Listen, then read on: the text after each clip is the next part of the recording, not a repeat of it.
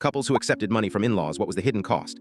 My in-laws handed us a check for $50,000 at our wedding reception, a down payment for our first home. My wife, Sarah, cried. I thought it was the most generous act I'd ever seen. It was a leash. The first sign was the spare key. Her mom, Carol, just let herself in one Tuesday afternoon while I was working from home. She was carrying groceries. The fridge was looking a little bare, she announced cheerfully. I was standing in the kitchen in my boxers, holding a coffee mug.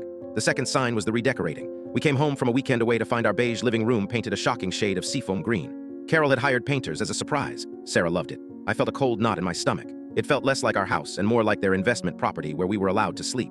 The breaking point came when I got a promotion that required us to relocate.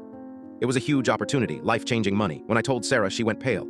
We can't sell the house, she whispered. Why not? I asked. We'd make a huge profit. That's when she told me her parents didn't give us the money. They had their lawyer draw up a document, a private lien against the property. We legally couldn't sell the house without their written consent and a full repayment. I felt the floor drop out from under me. This isn't a gift, it's a hostage situation, I said. We had the worst fight of our marriage. She accused me of being ungrateful. I accused her of trapping me. I needed to understand the full picture, so I went to our bank and spoke with a loan officer under the pretense of wanting to refinance. He was a kind, older man named David. He pulled up our title information.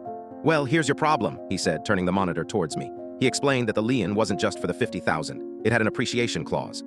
They were entitled to a percentage of the home's increased value. They didn't just own our debt, they owned our future equity. David looked at me over his glasses. Son, he said slowly, this document is designed to do one thing, make sure you can't leave without their permission. That night, I confronted Sarah with a printout from the bank. I laid it on the seafoam green kitchen table. She finally broke down. She'd known about the clause the whole time.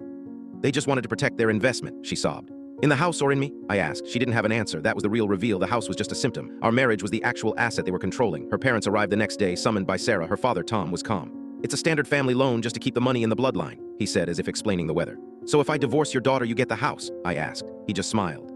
It's just a contingency. I stood up and walked to the front door, grabbing my car keys. This marriage is contingent on your approval, I said, and I don't approve. Sarah screamed my name, a raw, panicked sound I'd never heard before. I just kept walking. We sold the house. They got their $50,000 back, plus $23,000 from the appreciation clause. I made sure the check was issued directly from the divorce settlement attorney.